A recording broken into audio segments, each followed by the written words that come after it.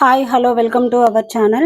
So మనము నిన్నటి lesson అయినటువంటి మొక్కల్లో ప్రత్యుత్పత్తి కంటిన్యూషన్ చూద్దాము. సో నిన్న ఇక్కడి వరకు కంప్లీట్ చేసుకున్నాము. ఈరోజు పరాగ సంపర్కం అంటే చూద్దాం. అసలు పరాగ సంపర్కం అంటే ఏంటి?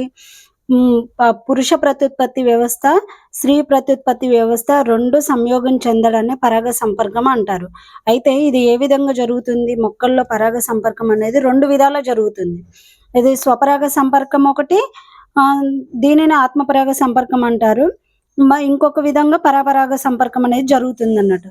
అయితే స్వపరాగ సంపర్కము లేదా ఆత్మపరాగ సంపర్కం ఏ విధంగా జరుగుతుంది అనంటే, ఒక పుష్పంలోని పరాగరేణువులు అదే పుష్పంలోని కీలాగ్రం చేరడాన్ని ఆత్మపరాగ సంపర్కం లేదా స్వపరాగ సంపర్కం అని అంటారు. ఒక పుష్పంలోని పరాగరేణువులు మరొక పుష్పం అంటే వేరొక పుష్పంలోని కీలాగ్రాన్ని చేరడాన్ని పరపరాగ సంపర్కం అని అంటారు. ఈ కీలాగ్రం అనేది స్త్రీ ప్రత్యుత్పత్తి భాగము. సో పరాగరేణువులు అనేటివి పురుష ప్రత్యుత్పత్తి భాగం. మరి పరపరాగ సంపర్కం అనేది ఏ విధంగా జరుగుతుందంటే కొన్ని వాహకాల ద్వారా జరుగుతుంది. అవి గాలి ద్వారా అయినా, నీటి ద్వారానైనా, జంతువుల ద్వారానైనా, పక్షుల ద్వారా, కీటకాల ద్వారా, మనుషుల ద్వారా కూడా ఇది అనేది పరపరాగ సంపర్కం అనేది జరుగుతుందన్నమాట. ఫర్ ఎగ్జాంపుల్ పక్షులైనా, సీతాకోకచిలుకలనైనా తీసుకుంటే అవి ఒక పుష్పం పైన వాలి తర్వాత వేరే పుష్పం పైన వాళ్తాయి అన్నట్టు. సో ఈ విధంగా జరగడాన్ని పరపరాగ సంపర్కం అని అంటాము. సో ఇక్కడ ఒకటి ఫలదీకరణం అంటే ఏంటని ఇచ్చిండు. మనకు తెలిసిన విషయం ఇది. స్త్రీ ప్రత్యుత్పత్తి అవయము, పురుష ప్రత్యుత్పత్తి అవయము ఈ రెండు కలిసి సంయోగం చెందడాన్ని ఫలదీకరణం అని అంటారు. సో ఈ ఫలదీకరణము జరిగిన తర్వాత ఇది అండాశయంలో జరుగుతుంది. అండాశయం అంటే స్త్రీ ప్రత్యుత్పత్తి భాగం. ఈ అండాశయమే చివరిగా ఫలంగా మారుతుంది. దీంట్లో ఉన్న అండాలు ఏవైతే ఉన్నాయో అవి విత్తనాలుగా మారుతాయి అన్నమాట. నెక్స్ట్ ఇక్కడ ఒక చిన్న బిట్టు చూడండి. బ్రయోఫిల్లం అనే దానికి మరొక పేరు వచ్చేసి రణపాల మొక్క. సో దీంట్లో పిలక మొక్కలు ఏ విధంగా వస్తాయి అని అంటే, ఈ పత్రం యొక్క అంచు చివరి భాగాల్లో ఈ విధంగా నొక్కులు ఉంటాయి. సో ఈ అంచు చివరి భాగంలో చిన్న చిన్న పిలక మొక్కలు వస్తాయి అన్నమాట. ఈ విధంగా జరుగుతుంది. దీన్నే రణపాల మొక్క లేదా బ్రయోఫిల్లం అని అంటారు. ఇక్కడ ఒక టేబుల్ ఇచ్చిండు, చాలా ఇంపార్టెంట్. ఈ టేబుల్ ను గుర్తు పెట్టుకోవాలి. టెట్ లో కంపల్సరీ బిట్ వస్తుంది. ఇది లాస్ట్ టైం ప్రీవియస్ టెట్ లో కూడా దీంట్లో నుంచి బిట్ వచ్చింది అన్నమాట. సో ఖచ్చితంగా గుర్తుంచుకోవాలి. మొక్కల పేర్లు ఇచ్చిండు ఇక్కడ. అవి కొత్త మొక్క ఉత్పత్తి చేసే మొక్క యొక్క భాగం పేరు ఇచ్చిండు అన్నట్టు. అయితే మొక్క పేరేంటి? చిలకడ దుంప, డాలియా, క్యారెట్, ముల్లంగి, బీట్రూట్. ఇవి వచ్చేసి కొత్త మొక్కలు ఏ విధంగా ఏర్పడతాయి అని అంటే వీటిలో నుంచి వేరు నుంచి ఉత్పత్తి అవుతాయి అన్నట్టు. బంగాళదుంప అయితే కొత్త మొక్క ఏ విధంగా అంటే బంగాళదుంప యొక్క కాండంపై గల చిన్న కన్నులు ఉంటాయి, కన్నుల నుంచి ఉత్పత్తి అవుతాయి. ఉల్లి, వెల్లుల్లి, లిల్లీ, గ్లాడియోలి అయితే లక్షణాల నుంచి లేదా కాండం నుంచి. ఈ కాండంనే గ్లాడియోలి అని అంటారు. ఇక్కడ నుంచి కొత్త మొక్కలు అనేవి ఉత్పత్తి అవుతాయి. అయితే ఇవి రూపాంతరం చెందిన కాండాలు. ఉల్లి, వెల్లుల్లి, లిల్లీ, గ్లాడియోలి అనేటివి రూపాంతరం చెందిన కాండాలు. ఇక్కడ బిట్ ఏ విధంగా వస్తుందంటే రూపాంతరం చెందిన కాండాలకు ఉదాహరణ అని అడగొచ్చు.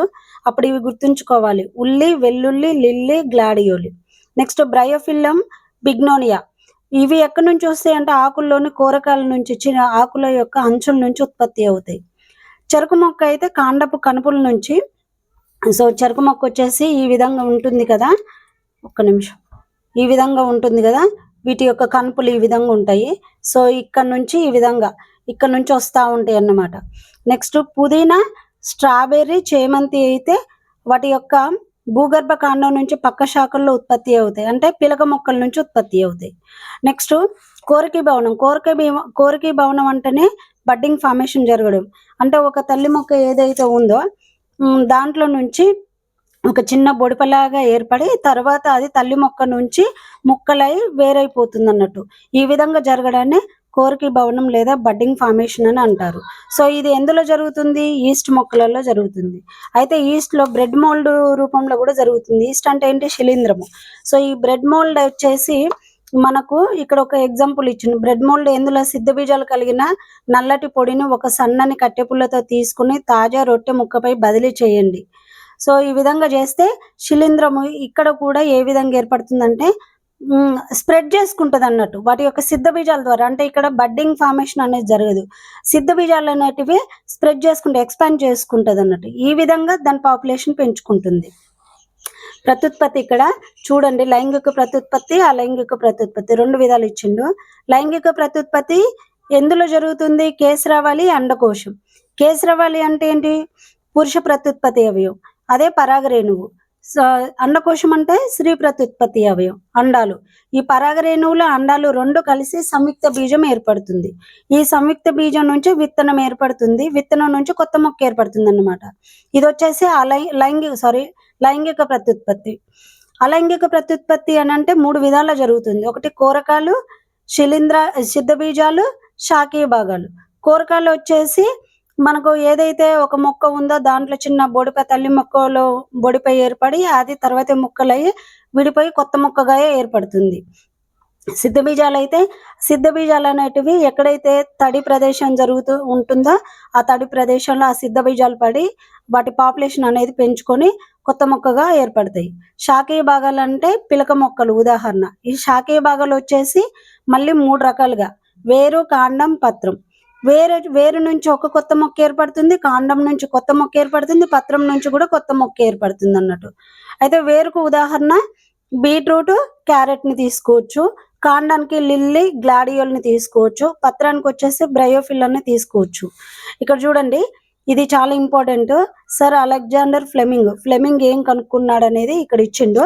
అలెగ్జాండర్ ఫ్లెమింగ్ ఇతను స్కాటిష్ శాస్త్రవేత్త. ఇతను శిలీంధ్రాన్ని కనుక్కున్నాడు. ఈ శిలీంధ్రానికి ఏమని పేరు పెట్టిండు? పెన్సిలియం అని పేరు పెట్టిండు. చాలా గుర్తుంచుకోవాలి ఇది. పెన్సిలియం అని పేరు పెట్టింది ఎవరు అని అంటే అలెగ్జాండర్ ఫ్లెమింగ్. ఇది గుర్తుంచుకోవాలి. సో ఇదండి. నెక్స్ట్ వీడియోలో మరొక లెసన్తో చూద్దాము. Thank you so much.